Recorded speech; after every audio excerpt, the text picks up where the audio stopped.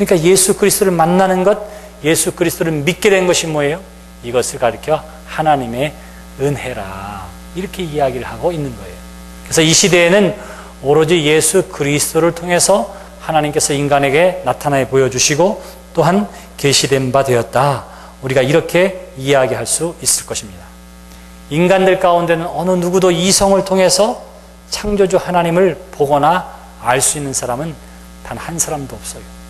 오로지 하나님이 일방적으로 사람을 선택하시고 보여주고 나타내진 바 되었을 때에 하나님을 보게 되고 하나님을 알게 되고 믿게 되는 것입니다. 오로지 예수 그리스도만을 통해서 이 시대에 우리에게 계시되었기 때문에 예수 그리스도만을 통해서 우리는 하나님의 영광에 이르게 될 수 있고 예수 그리스도를 통해서 하나님을 만날 수가 있는 거예요. 그러니까 구원에 이르는 길, 하나님께로 다다르는 길은 결국 누구밖에 없어요? 예수님밖에 없는 거예요. 그래서 내가 곧 길이요 진리요 생명이라고, 나로 말미암지 않고는 하나님께로 올 자가 아주 없다고 했던 이유가 바로 거기에 있는 거예요. 그러므로 여러분들이 아브라함처럼 하나님의 음성을 듣고 하나님이 여러분들에게 탁 나타나셔서 손잡고 가는 일보다는 이미 여러분들에게 예수 그리스도를 통해서 하나님께서 나타나 주신 바 되고 계시된 바 되었기 때문에 여러분들은 은혜의 사람이라, 이렇게 이야기할 수가 있을 것입니다. 왜 은혜의 사람이냐? 예수 그리스도의 복음의 선포는 모든 사람들에게 주어졌지만 여러분들만이 현재 예수 믿는 사람들이에요. 아직도 예수 믿지 않는 사람들이 있습니다. 그러므로 성경은 우리에게 이야기하기를 하나님을 만나기 위해서 사람이 준비해야 할 것이 있느냐? 그러면 아무것도 없어요. 요한계시록 3장 20절 말씀이랑 똑같습니다. 내가 문 밖에 서서 두드리노니 누구든지 내 음성을 듣고 문을 열면 내가 들어가 그와 더불어 먹고 그는 나와 더불어 살리라. 모든 사람들에게 하나님께서 문을 두드리세요. 우리가 준비하는 것 아니라 주님 오세요 라고 문만 열면 됩니다. 이것을 우리가 뭐라 그러죠? 영접한다, 그렇게 이야기해요. 그러면 주님 들어와서 우리 가운데 거하게 되어지는 줄 믿습니다. 이 모든 것들이 그래서 뭐라고 얘기해요? 하나님의 은혜라, 이렇게 이야기하는 거예요. 그러니까 우리가 구원함을 얻게 된 것도 우리의 노력으로 된 것이 아니라 뭐라고요? 하나님의 은혜라, 선물이라, 이렇게 이야기하고 있는 것입니다. 그 이야기가 23절 이하의 말씀이에요. 그에게 의로 여겨졌다 기록된 것은 아브라함만 위한 것이 아니요, 누구를 위한 거예요?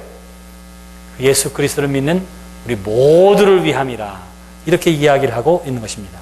그래서 의로 여기심을 받을 우리도 위함이니 곧 예수 우리 주를 죽은 자 가운데서 살리신 이를 믿는 자니라. 예수 그리스도를 죽은 자 가운데서 살리신 하나님을 믿는 것, 하나님을 믿을 수 있게 된 근거가 뭐예요? 예수 그리스도를 통하여. 성경은 그렇게 이야기하고 있는 거예요. 자, 이렇게 믿는데 이 믿는 믿음의 자리에서 끝나는 것이 아니라 그 믿음이 어디까지 가야 하느냐 하면 25절 말씀입니다. 예수는 우리가 범죄한 것 때문에 내줌이 되고 또한 우리를 의롭다 하시기 위하여 살아나셨느니라. 이렇게 이야기함을 통해서 우리 행동을 통해서 의롭다 하는 동일한 믿음을 가능하게 하셨는데 예수의 죽음을 통하여 우리의 범죄한 것이 용서함 받았고 그의 부활을 통해서 어떻게 되느냐 하면 하나님과의 올바른 관계에 들어가는 길이 열리게 되었다. 성경은 그렇게 이야기하고 있는 것입니다. 그래서 우리가 하나님은 오직 하나님을 통해서만 인식할 수 있고 혹은 하나님께 오로지 다다를 수 있는 길은 하나님 자신이신 그리고 하나님 자신이 계시되어 주신 예수 그리스도를 통하여만 하나님 앞에 나아갈 수 있으며 이렇게 나아갈 수 있도록 의롭다고 여겨진 것이 하나님의 은혜라. 성경은 그렇게 이야기하고 있는 것입니다.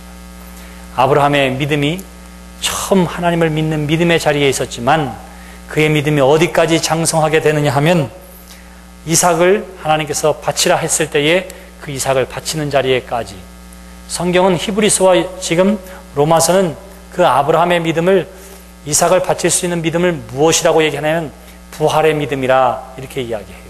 그 이유가 어디에 있느냐 하면 하나님께서 엄밀하게 얘기하면 이렇습니다. 히브리서 기자는 아브라함이 이삭을 죽였다 하더라도 하나님께서 할 수만 있다면 이삭을 다시 살리실 것이라고 하는 믿음이 아브라함에게 있었다. 그래서 아브라함이 부활의 신앙에 이르렀다. 히브리서 기자는 그렇게 이야기해요. 근데 성경 어디에도 아브라함이 그렇게 했다 이런 내용은 한마디도 없어요. 엄밀하게는 어떻게 하느냐 하면 아브라함이 정말로 하나님이 이삭을 바치라고 할 때에 죽이려고 했습니다. 그랬던 이유는 어디에 있었느냐 하면 하나님이 이삭을 다시 살리시든지 아니면 나에게 또 다른 자식을 주든지 어떠한 방법으로든지 간에 너로 큰 민족을 이루게 해주겠다고 하는 하나님의 약속이 이루어지고 성취되어질 것에 대한 분명한 믿음이 있었던 거예요. 그러니까 부활의 믿음이 있었다 이거는 잘 몰라요. 그러나 하나님의 약속은 반드시 이루어질 것에 대한 믿음이 아브라함에게 있었던 것입니다. 여정을 통해서라도 자식을 낳아보겠다고 했던 사람이 100세가 넘어서 얻은 아들 이삭을 죽여서도 하나님의 약속은 이루어질 것이라고 하는 믿음까지 가게 된 것이고, 내 종이 내 유산의 상속자라고 이야기했던 아브라함이 나아가서 어떻게 돼요?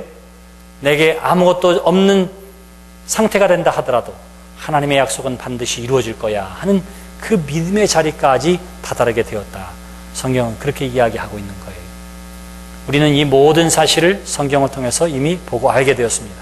그러므로 우리의 믿음은 어디에 있어야 하느냐 하면 내가 예수 그리스도를 믿음으로 말미암아 구원함을 얻었다고 하는 이 작은 자리에 그냥 있는 것이 아니라 우리의 믿음 점점 자라나서 우리가 다 부활할 것에 대한 믿음뿐만 아니라 하나님이 약속하신 것, 하나님이 말씀하신 것이라면 반드시 이루어질 것에 대한 믿음의 자리에까지 이르게 되기를 주님의 이름으로 기원합니다.